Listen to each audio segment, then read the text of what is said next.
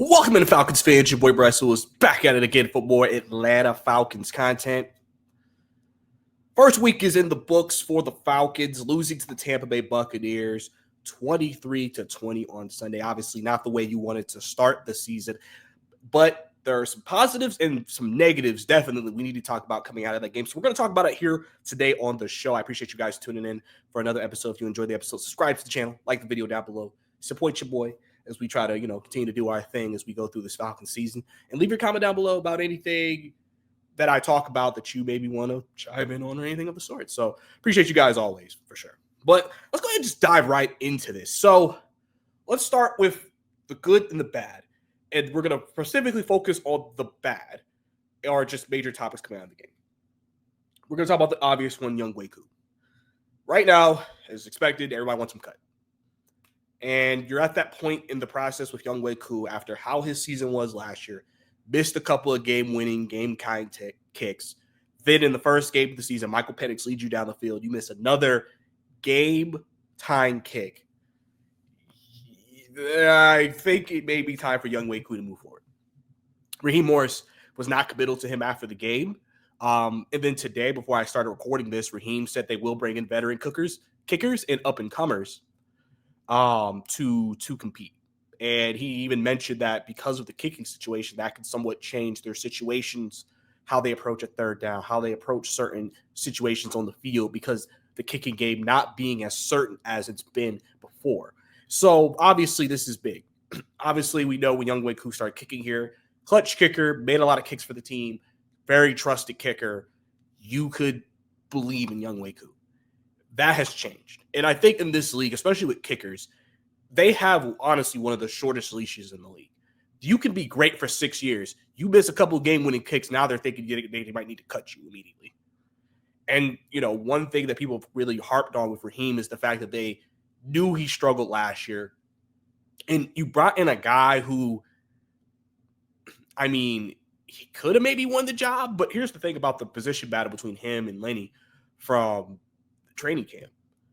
It was one of those jobs where it's probably Younghoe Koo's job to lose, where it was like, we want him to have the job. We just want to bring in competition to cover us in case he struggles in camp, and then maybe he has a good camp, and then it's like, well, I guess we need to move off Koo. But because of the lack of just going ahead and moving off of Koo, he's pretty much cost you another game now, which every game is very, very important in the league, especially in the year that Raheem and them are in. Because here's the thing about Younghoe Koo. The NFL kicking game has changed a lot. Before, back in the day, 30-yard kicks were considered automatic.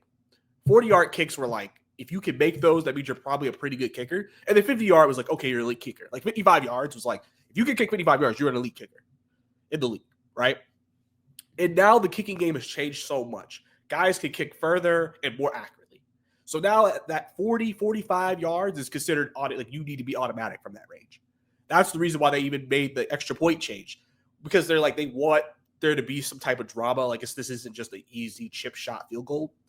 And the fact that now Younghoe Koo cannot make those kicks regularly is a big issue. The second kick he made hit the crossbar and went in. Clearly with that, it's clear that Younghoe Koo's confidence is shaken. It's clear that the Falcons cannot continue to put themselves in a position where if we need a game-winning kick, we can't trust our kicker. That is the worst thing you could have in this league, especially in a league where you got guys who can kick 55, 60-plus yards with regular ease. You got to be able to get a guy who can at least do that. Lenny has the potential for that. He has a very big leg. He's a guy who, if he can get his accuracy right, he can kick 58, 59-yard field goals. It's just accuracy for him, which I think people look at that as him being an international player and things like that, him just growing, right? And so Younghoe Koo, I completely understand that the Falcons need to move off of him. Right now, he's still the kicker, but I think the Falcons don't want to cut him and then don't like any people they bring in, which would be weird, but that's what they want to do. So Younghoe Koo, probably his days are numbered in Atlanta. Because again, if you're literally telling the media that we have to change the way we look at kicking situations, you cannot bring that kicker back and then tell us, oh, we expect to win games, but we can't trust. Like you're literally saying we can't trust Younghoe Koo in certain situations. That means you need to make a change. So I expect Younghoe Koo and that to be changed. Next thing I want to talk about, Zac Robinson. He was a big topic after the game because of his play calling.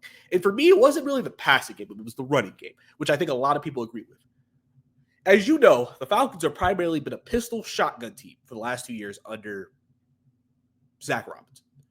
This is, and I know a lot of people probably like, why don't we just get behind center, go downhill? Listen, I understand that because that's just what everybody else in the league does. Even if you are a shotgun primary team, you still have the under center, downhill, fullback dive, fullback, RB power, something. Especially there's one play that he used like 4 times in that game. And Tampa Bay snuffed it out. They got 1 first down. I think the other 3 times were snuffed out by Tampa Bay. It was when they were doing like a dive play, pistol dive, and then he would have Charlie Warner going into motion, essentially snapping the ball where he's going to go make the block. That literally tells the defense, okay, this is clearly going to be a run. Charlie Warner's going in motion. They're about to snap the ball. They snap the ball. Go where Charlie Warner is. Predictable. You can't do that. You got a variety with your running game. This, felt like it was a different variation of things, but it wasn't effective. And that's why the running game was non-existent. And literally, for a team that has been built on running the football with Bijan, with Tyler Algier, I know Caleb McGarry and Drew Dalman are here. And I know that, and I've said that during the game on Twitter. I said, I feel like the running game has taken a hit because I don't think he's anywhere close. And so he's going to have to fix that. And listen, the one thing about, again, after week 1 last year, Zac Robinson did improve calling plays as the season went on. Wasn't always perfect, but he did improve. I would assume the same thing will happen this year. He will get better. He'll look back at week 1 and be like, okay, we can't do that again. How can how can we change? How can we do something different? And then week 2, when you play Minnesota, you try to implement that because you have to have the running game. You do not want a one-dimensional offense. You ain't going to become a top 10 offense being one-dimensional. So, especially with the type of runners you have, you should not be a one-dimensional offense. So, that obviously has to change. Like I said, I know a lot of people have been frustrated with him, which came off a blitz from Billy Bowman, right? A lot of people have been critical of Jalen Walker. Some have been critical of James Pierce Jr. Some have been critical of AK because, he lost contain a couple of times. I think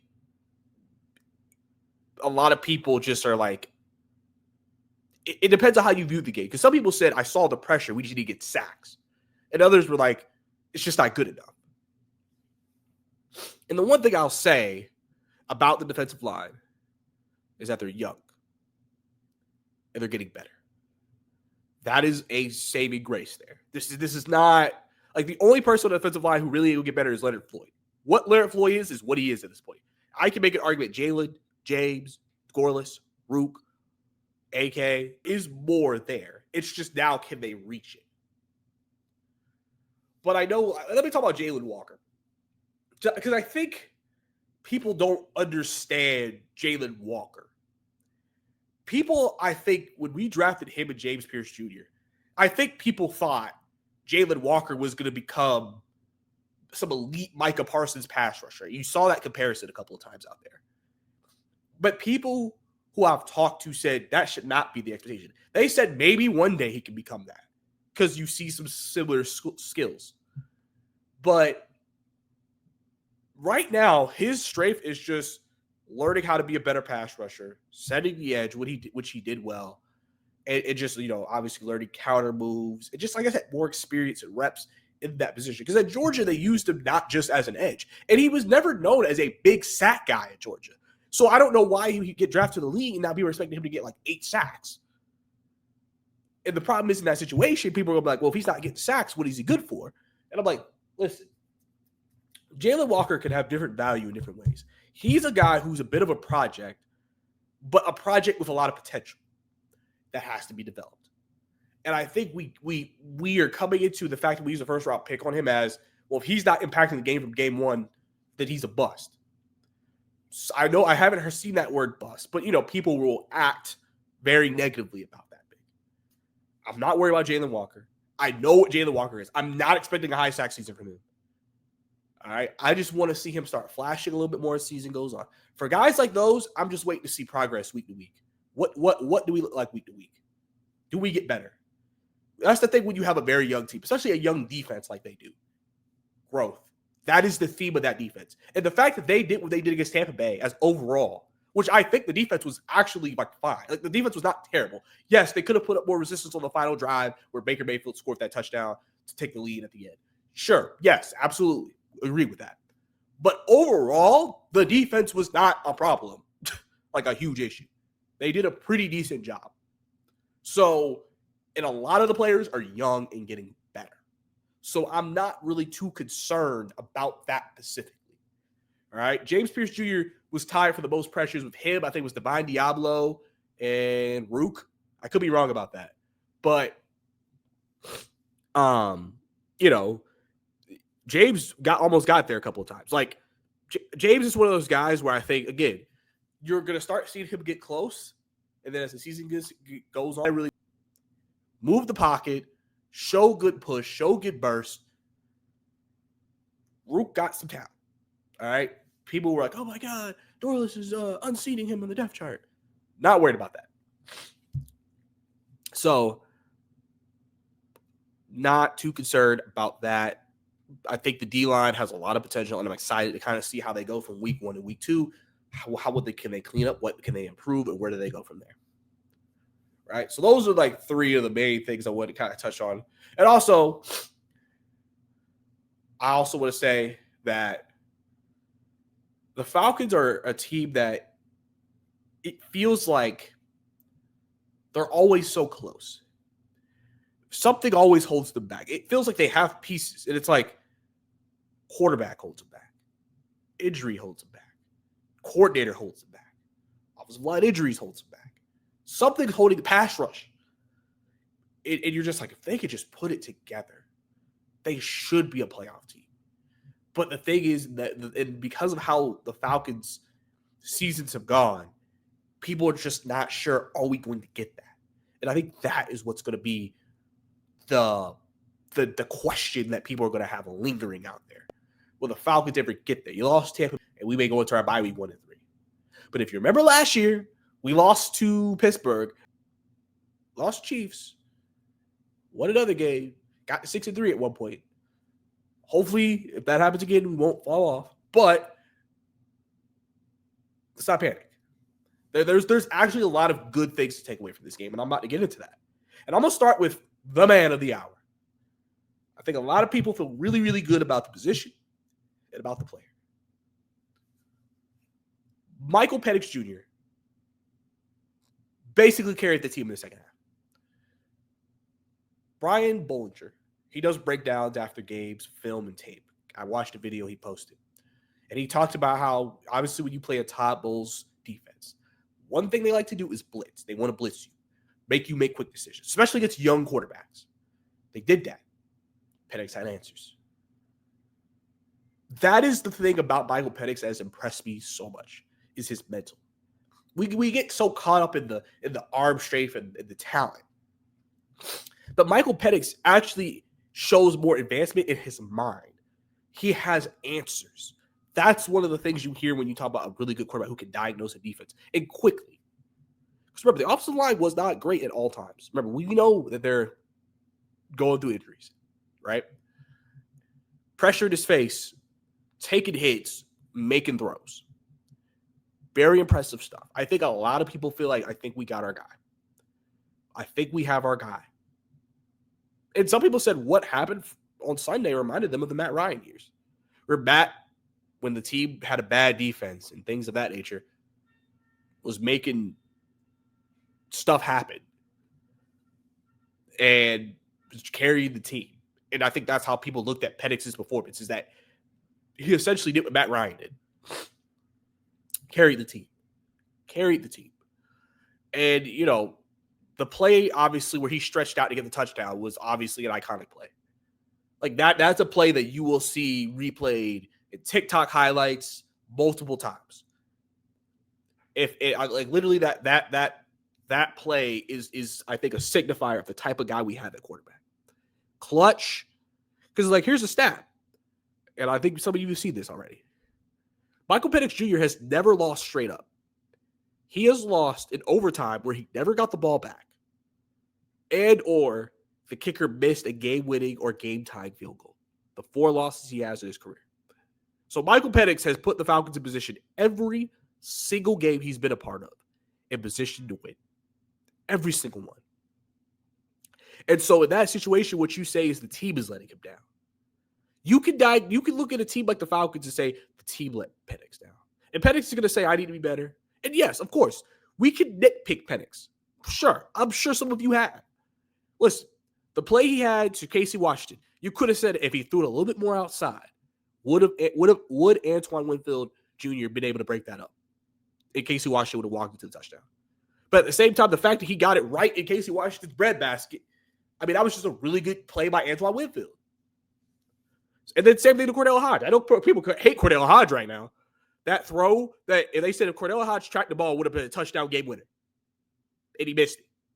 Because he got bumped, which some people are going to say that's illegal contact. The fact that he made those 2 throws. Like people are like, Penix is literally doing everything he can to get this team over the top. And the team is failing him. And obviously, it didn't help that Drake London was out with an injury. We learned that he had a shoulder sprain. He's day-to-day. Raheem said that Drake feels good about it. We'll see if he plays Sunday night. Obviously, Darnell Mooney, I've said I think he'll play Sunday night just because I think he was close this week. So hopefully the Falcons will get their number 1 and number 2 wide receivers back this week. And then we'll just go from there. But I think Michael Penix was really good. Like, I think at the beginning, same theme. He's getting better. He's getting better. So, Baker had some very kind words about Penix, saying you're young, but you're really good already. Like, I see it with you. And so I think Penix is one of the, if there's one thing, and I saw this from multiple people, NFL personalities saying, regardless of how that game went, you should feel fantastic about Michael Penix Jr. Fantastic. Because he's showing you clutch gene. He's showing you the ability to have answers to defensive questions and making the most out of what he has around him. Those are 3 things that I think would make you feel good about a quarterback. So I think the Falcons are really putting themselves in a really good position right now to just continue to grind, continue to get better, and just do their thing. So really, really excited for Michael Penix Jr. And you saw some of the mobility with his legs. And it'll be interesting to kind of see how that evolves as the season goes on. Because, again, he's not a running quarterback, but he can run. So I wonder how that will evolve as the season goes on as well. So Michael Penix Jr., really big plus for the Falcons. Also, Xavier Watts, really good game from him. You can see him get better in the game. From the first snap to the last snap. Xavier Watts had a couple of near interceptions, close calls. Xavier Watts is that guy. Like what the Falcons loved, what you loved on tape and him coming out of college from Notre Dame, you saw in week 1. Xavier Watts, really, really good. And getting better. You see, I'm going to say that a lot with y'all. Getting better. Like, this isn't the ceiling. This is just the floor. Like, we're getting up to the ceiling. Really, really happy about his performance. Him and Billy Bowman. Billy Bowman had a good performance. I mean, listen, the rookies in the secondary were showing why they were starters. And I love that. Love it. So,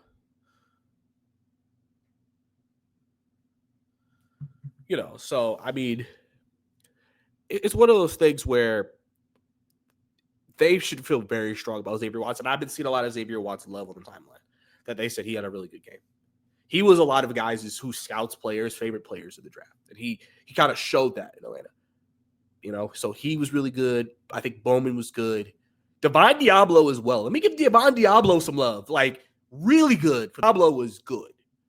Like, the fact that he was tied for the most pressures, but also was probably our best linebacker. Divine Diablo, you heard his name through camp about what he was doing, standing out, making plays all over the field. You saw it in week 1. Like I be trying to tell y'all. Falcons got guys. They just got to put it together, right? They got to put it together. So I want to give love to those guys because, like I said, I think overall the defense wasn't bad. Like, I think Jeff Ulbrich, you can see what he's doing. Because the one thing about Jimmy Lake, I think, too, and somebody said this, Jimmy Lake, you sometimes feel like sometimes their defense wasn't organized. Ulbrich, it felt like their defense was organized. Yeah, did they bite on some things? Yeah, some stuff like that? Sure, yeah. That's what happened to the last touchdown. But they seemed more disciplined, and they seemed more like they know what's going on. We know where we need to be, and we trust what we're doing. And I think that's very big. So I expect the defense to continue to improve as the year goes on. And I think the offense, if Zac Robinson can improve his play calling, we will see improvement in that regard. I think Penix will get better. Hopefully the running game gets going, and we get the receivers back. If we get Drake and Mooney back, that'll be big, even though Penix clearly makes it work whatever he got. And also, let me shout out Kyle Pitts. Yardage, not anything that jumps at the screen. He kind of was, you know what Kyle Pitts was for the first time, I think, in his career for a quarterback? A safety blanket. What is one thing that you could always give a young quarterback? A safety blanket, which is your tight end. Kyle Pitts was used as a safety blanket. Like, check down, third down, take off. If he had a clean pocket, he probably would have found Pitts for a touchdown. Because he was open at the goal line in the end zone. So, I mean, he had like 5-6 catches in this game. Like, and then one thing also I think is that every time I saw Pitts catch a ball, it felt like he had space. Like, it felt like they were trying to get Pitts on the run when he caught the ball. So, like, they were trying to say, hey, you're an athletic guy. If we can get you in space, can you lose your strength and your speed to get maybe some yak? And I think you saw that at times with Kyle Pitts in this game. And listen, Michael Penix said he's going to use Kyle Pitts. He said him and Pitts, they're locked in. And I think he showed that. I mean, we talk about keeping Pitts, because there's just games where Pitts would get like 3 targets, 2 catches a catch. If he's getting like 8 targets and 6 catches, I think Pitts is like, I mean, that's keeping him pretty involved in the offense. So I think Pitts had a really solid game. But even though it doesn't pop out numbers-wise. But real ones now. But yeah, overall, like I said, the Falcons have a lot to work on. Of course, you lost the game. So you got to improve a lot of stuff. You got to get ready. You got a Sunday night football game against the Vikings. They play on Monday Night Football. We'll see how they look. But, you know, J.J. McCarthy, whatever. But there's also things to actually say there's something to be excited about. There's things that they could definitely go into the next game excited about. And so I'm going to be very much interested to see how the week goes. I'm going to see what they do with the kicker position. Will Younghoe Koo be the kicker? Week 2, we'll see. The competition's tomorrow, Tuesday. So we'll see what they can do there. But overall, definitely I think this was a game of good and bad for the Falcons. But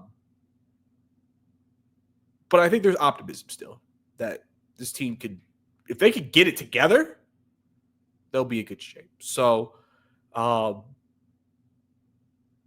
just in a really curious state with this team. What do they look like against Minnesota Sunday Night Football? Very, very curious. So we'll have to see. But if you enjoyed that episode, definitely like the video, subscribe to the channel, leave a comment down below about anything I discussed, any points you want to bring up, anything that you want to mention. Let's see.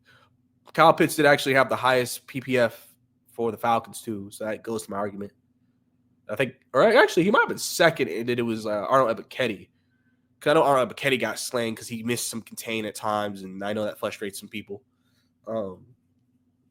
But overall, we'll see what happens, guys. So follow me on Twitter also as Ricey_2K as well. I'll have my 3 keys to the Falcons Week 2 matchup against Minnesota out probably next couple of days. So definitely tune in for that. And then hopefully another Week 2 preview of the matchup as well. So we're going to come out with the Falcons content. So definitely hit that subscribe button again, please. Tell your friends. Hit the subscribe button. And we'll keep it kicking. It's your boy, Bryce Lewis. See you next time.